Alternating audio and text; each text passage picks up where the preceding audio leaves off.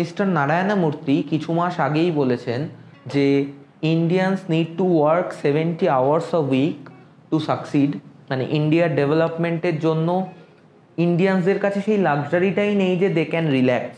Okay, with due respect to mister Murthy, আমি এটাতে খুব একটা বেশি এগ্রি করি না from a employee point of view. There are two POVs here.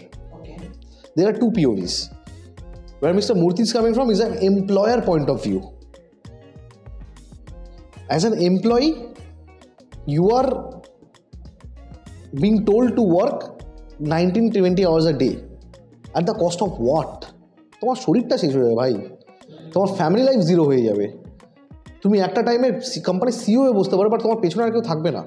আমি বলছি এই যে 18-19 ঘন্টা কাজেরটা from a founder point of view. আরে you are the father of the company, তুমি জন্ম দিয়েছো বাচ্চাটাকে, তোমাকে তো ওই ওয়ার্ক এথিক্সটা রাখতেই হবে যে আমি সব দিয়ে দেবো এটার জন্যে।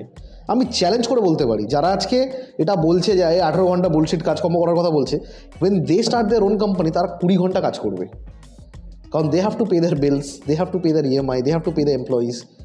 Mr. Murthy is coming from a founder point of view.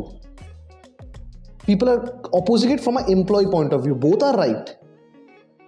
আমি 18 ঘন্টা কাজ করতে রাজি, বাট আমার যে এমপ্লয়ি বিশ্বজিৎ, আমি ওকে 7-8 ঘন্টার বেশি কাজ করতে বলবো না।